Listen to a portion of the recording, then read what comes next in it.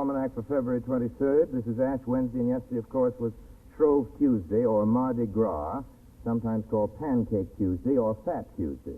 This is Orson Welles, sometimes called Fat Orson. Just saying hello before the show starts. There was a new moon about 7 o'clock tonight. What says our household hints department? The taste of fish may be removed from pots and pans by rubbing with lemon rind. The taste of lemon rind may be removed from pots and pans by rubbing with fish. Thank you, Prudence Pratt. Professor Frugalizer? Scientific information. Dew does not fall on the grass. It doesn't fall anyplace. Dew forms. Pardon? Dew forms. Weather report. Here in California, it's been forming cats and dogs. Dr. Snake Oil? Hot mustard poultices applied frequent will prevent the cold in the chest from getting up into the head. Now, to prevent the cold in the head from getting down to the chest, tie a knot in your neck.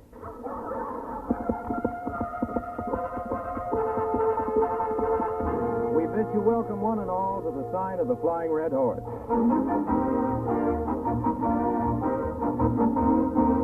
Tonight and every week at the same time over these same stations, the makers of Mobile Gas and Mobile Oil bring you Orson Welles.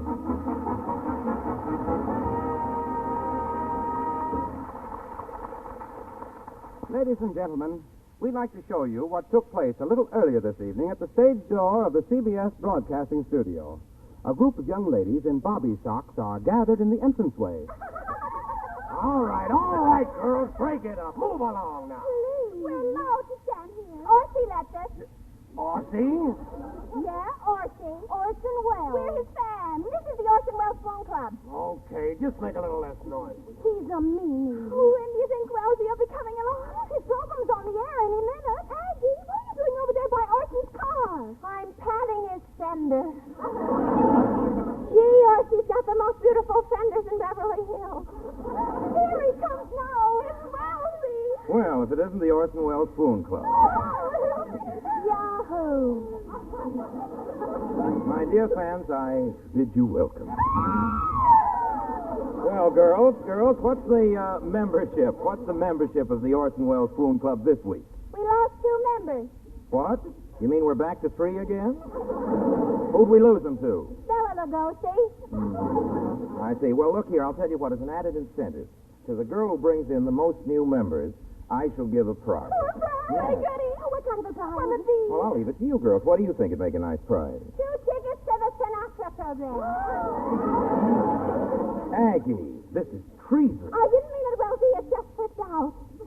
Well, I knew I could count on you, Aggie. I shall favor you with a pat on the back.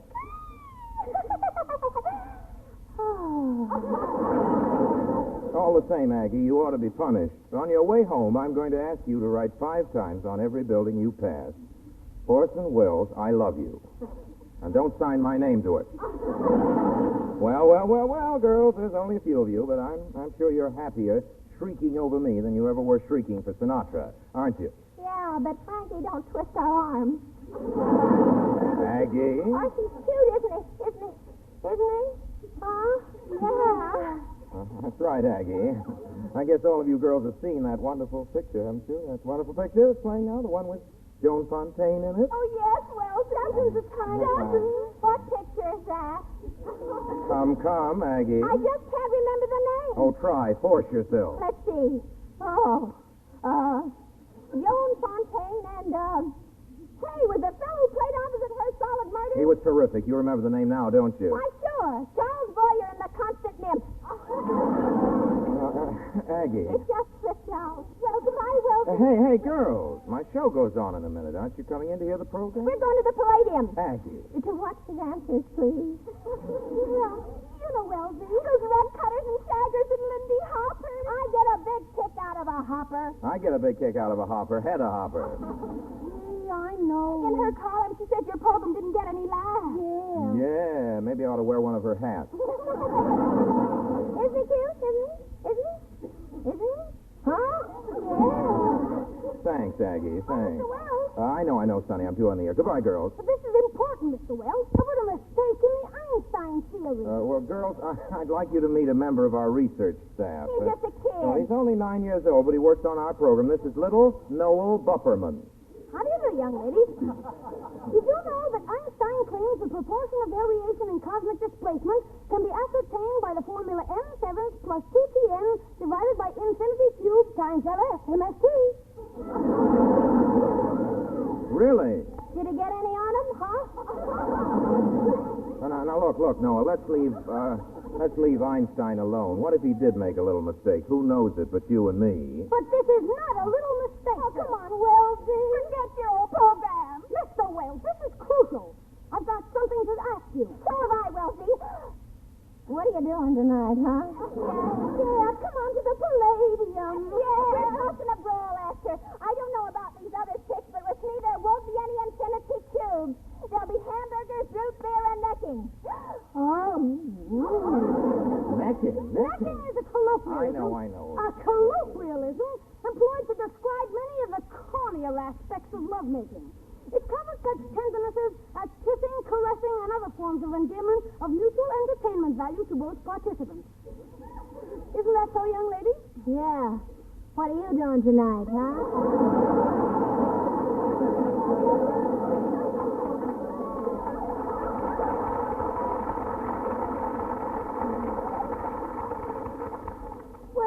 Thank you for the invitation, but I'm past those carefree days. Since my 9th birthday, research has become very important to me. After all, scientifically considered, what is a kiss? Suppose, for example, one of you young ladies was to kiss me. All right, there. Now, my contention is... Hey! What's the matter, Sonny? To be 7 again. Where are you going, Noel? Back to my study. Just me and my memories. Mr. Wells, you're on the air. Well, I've got to get on into the studio, but don't you take it too hard, Noel. After all, the whole world is ahead of you. You're young. Always remember, Sonny, you're living in a land of opportunity where anyone can grow up to be vice president.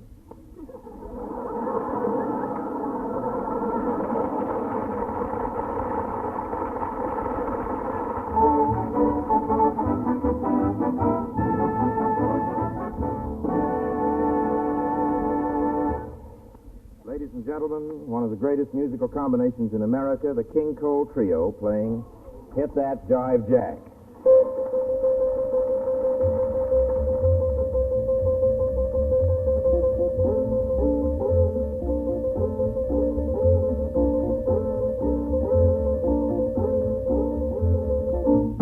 Hit that jive jack, put it in pocket, till I get back. I'm going downtown to see a man that ain't got time to shake your hand.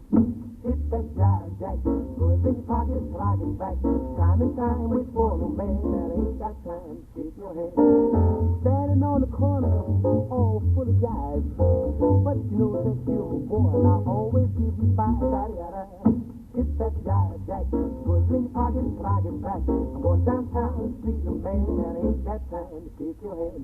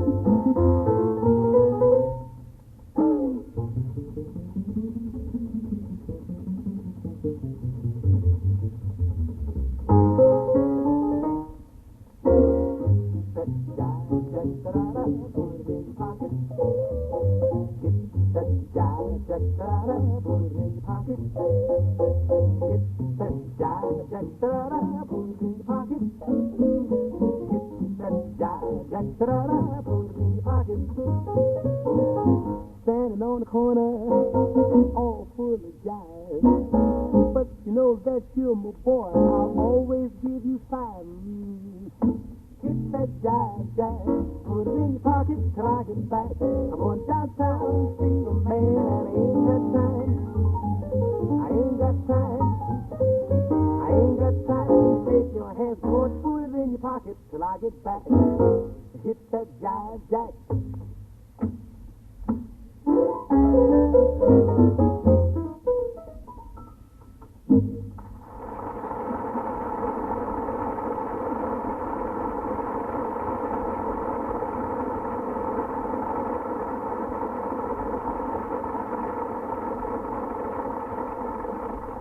You're listening to your radio almanac, ladies and gentlemen, and an almanac brings you a little bit of just about everything. Now, right here, for example, we bring you once again the housewife's guide and mentor, Prudence Pratt. Peeling an onion underwater will prevent you from crying. It will also prevent you from breathing. And, now our motorist aid department, Mr. Jack Mather. Brother drivers, how you doing on your mileage? Are you getting lots or little? Are you crowing or kicking? Well, look, next time you overhear somebody saying, "Do I get the miles?" follow that fellow. Drive in right behind him at the sign of the Flying Red Horse. Echo his order, mobile gas.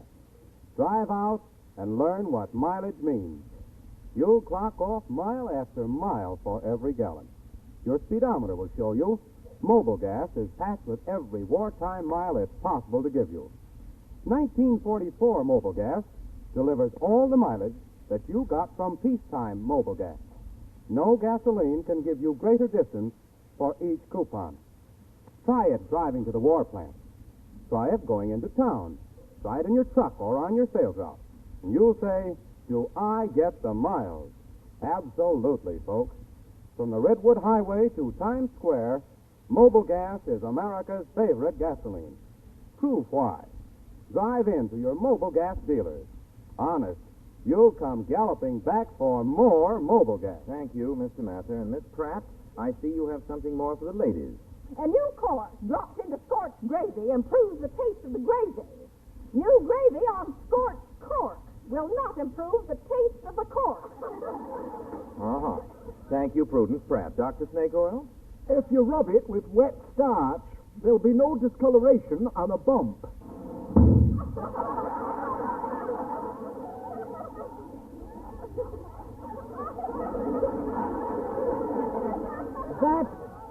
That bump I couldn't handle.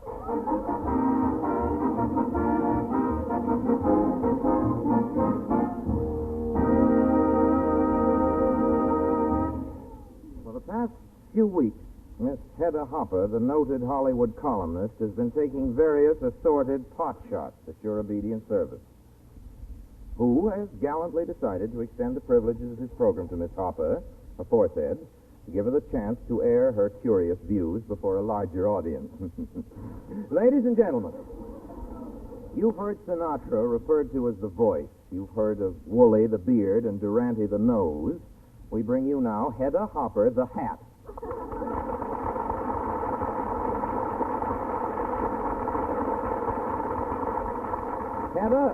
Hedda, how does it feel to be on my program? Well, I've read your script.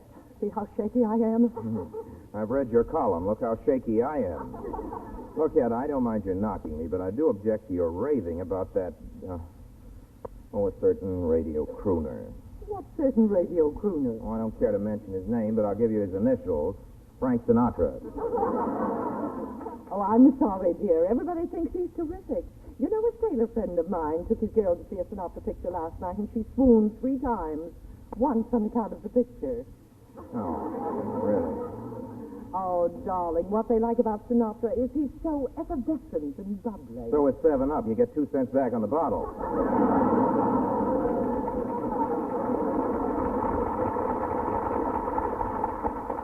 Dear, the difference between you and Sinatra is he's not corny.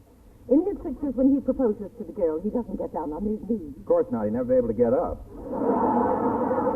You know, Hedda, I think you might revise your estimate of me if you'd see my new production, Jane Eyre. I have.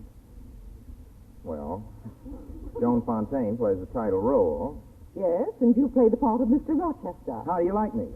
Well, the fellow Jack Benny's got plays it much better. Hedda, this is common gossip. Why, everyone knows my studio is grooming me as their number one leading man and lover. You mean they've given up on Sidney Green Street? Oh, let's face it, Orson. You've got as much romance as a salmon going downstream. Yeah, but you ought to see me going up to spawn.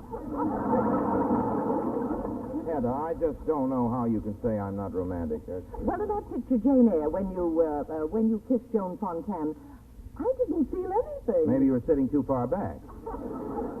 You say you don't like me as a lover, Hedda. What do you suggest I do? Well, frankly, I don't know, Orson. Why don't you change your name to Lassie and go home? Hedda, it's easy to criticize, but let's have a constructive suggestion. I'll take this radio show. How can I make myself your favorite comedian, short of having you on every week as a guest star? You know, I married a comedian, and I know how hard it is to be funny. You've got to have confidence, Orson. As you stand there by that microphone, you've got to keep saying to yourself, I'm the funniest man in the whole world. Go on, use your imagination. Well, I've always felt I didn't need to be funny, you know. My lovable nature, my winsome little ways, ready smile, and my sweet personality are my bread and butter. And what do you do for your meat and potatoes? Hedda, just for the fun of it, name something you do like about me. Well, I always enjoy it when you say obediently yours, because then it's all over. Hedda, there must be something else. Well, dear, you do read poetry divinely. Oh, poetry. You mean like, breathes there a man with soul so dead who never turned around and said, not bad. You see, that's what I mean. Those jokes of yours, oh, brother. Oh, now, really? Listen to that kind of a program. Well, Hedda, here's a telephone book. I'll just pick a telephone number at random. Here's one. Now, let's see. Rescue 96970. Hello? I'm sorry to bother you, miss, but what radio program are you listening to? Orson Welles, and he's wonderful. Well, thank you. And what time are you coming home, Orson? 10 o'clock.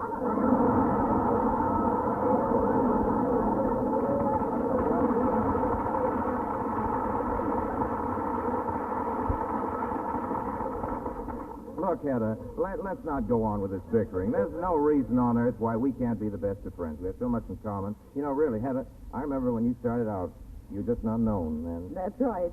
You too, Orson. Yes, but you were quick to climb the ladder of success. That's right. You too, Orson. Finally, you became the greatest in your field. That's right.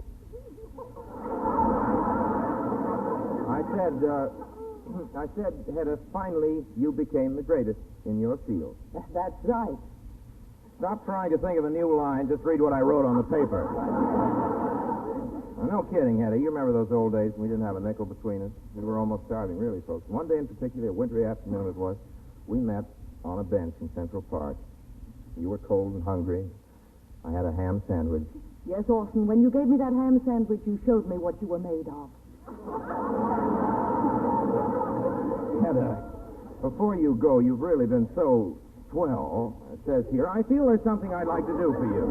I'm casting a new picture of mine as really a wonderful partner for you. Oh, well, it's very kind of you to think of me, dear, but I'm afraid you're too tall for me. It would be too much of a strain on my neck, darling, looking up at you. Well, in pictures, dear, there's an easy way to fix that. For instance, you could stand on a box, and then you could look right into my face. Better still, I might stand on your face and look right into the box. Well, seriously, Hedda, this part, honest to goodness, is really great for you. Just a typewriter, a perfect type. And just wait until you get your teeth. It's real Academy material. Now, here's your scene. You and I have been lovers, see? Yes. Good. We've been parted. You return, thank you. You stand there looking at me. I speak first. My treasure, my own one, my beloved. You've come back to me at last. The years have separated us, years of sorrow and heartache. Tell me this much. Are you all right? Are you? Are you? No, don't speak. Just let me look at you. What a picture you make there under the apple tree, the sunlight weaving its golden shuttle through your hair. The breath of spring blushing in your cheek. You've been away too long, darling. Tell me, did you miss me? Did you? Did you? You don't have to tell me. I can see it in your eyes. Those eyes that speak so eloquently to me of passion. Oh, darling, darling, darling, take me in your arms as you used to. Take me. No, you look tired. You must rest. Darling, when I think of the songs, the springtimes you and I have missed, the love words left unsaid, say them to me now, my darling. Say them. Say them. Well, I'm sorry, Hedda, you're not the type. We'll let you know if anything turns up. Hedda, really and truly, it's been great fun. I want to thank you sincerely for coming on the show. Really, truly. Everything from the highest part of anything I've said. I really get a big kick out of your column. And please promise me that you'll visit us again, Hedda. Well, at least I'm glad you like my column. Read it tomorrow, darling, and you'll really get a kick. Good night, dear.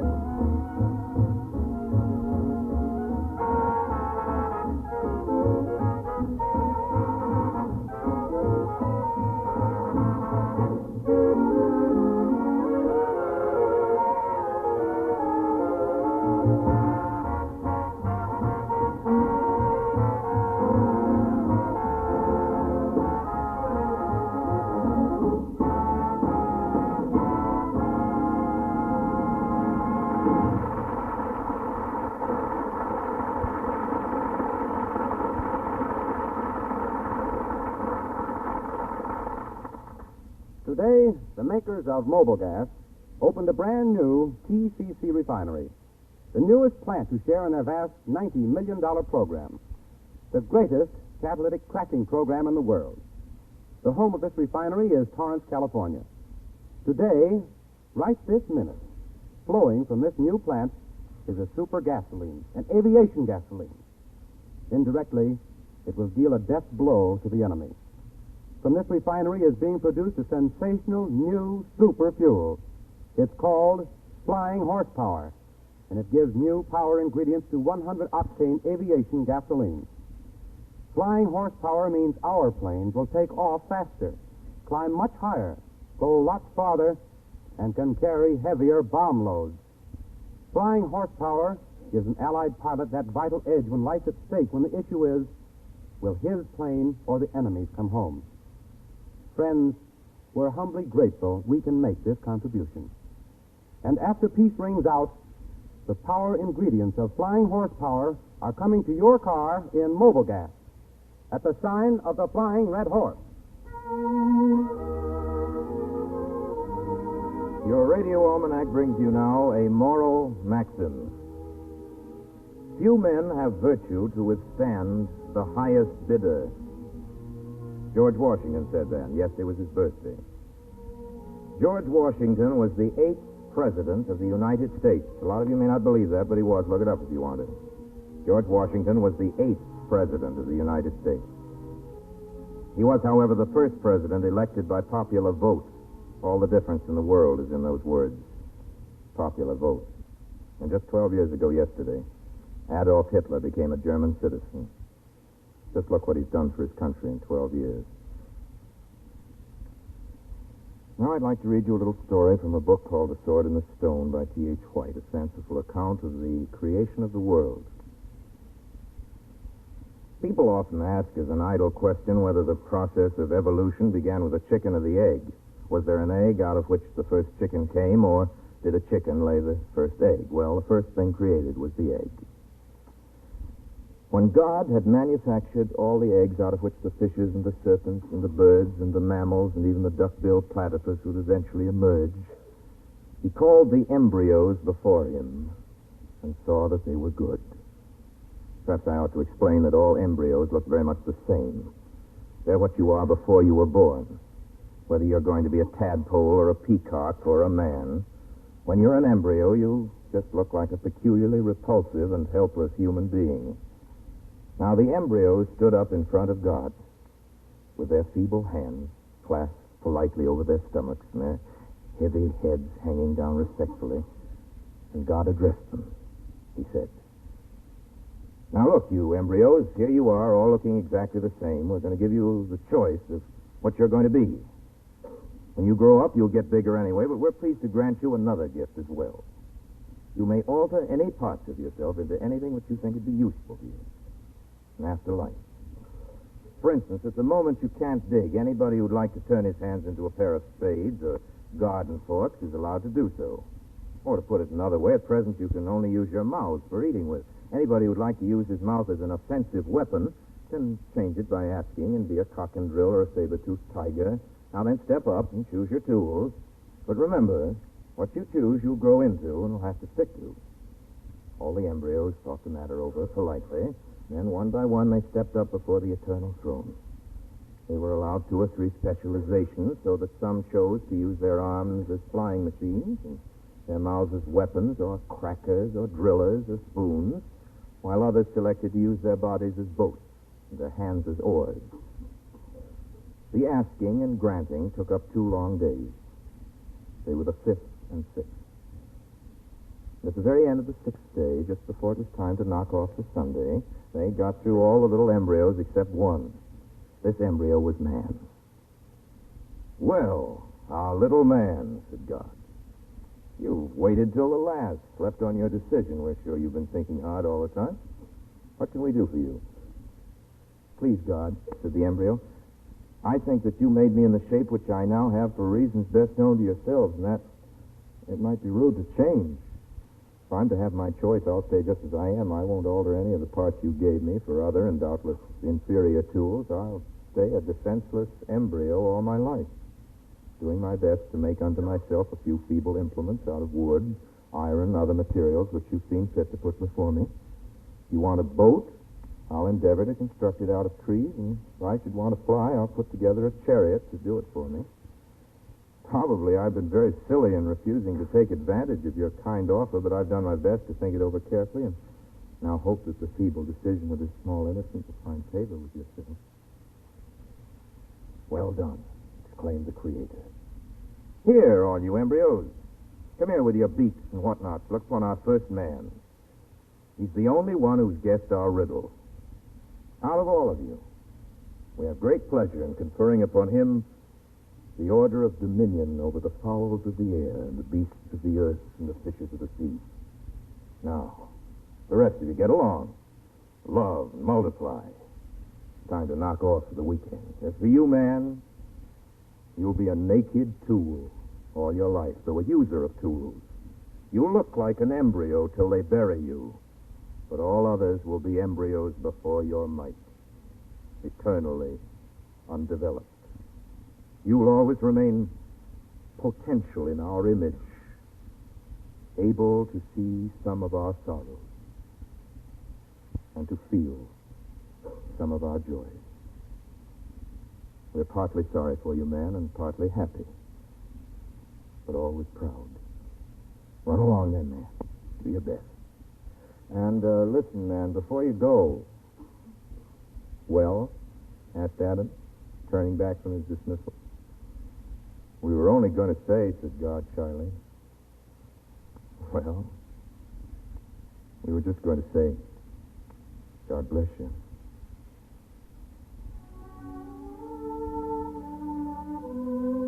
Time to say goodnight now. I hope you'll join us next week. Until then, my sponsors, the makers of Mobile Gas and Mobile Oil, and all of us remain, as always, obediently yours. Our guests next week are Victor Moore and Kay Thompson, the makers of Mobile Gas and Mobile Oil. Invite you to join us then, same time, same station. Mr. Wells, read from The Sword and the Stone by T.H. White, published by Putnam. This is CBS, the Columbia Broadcasting System.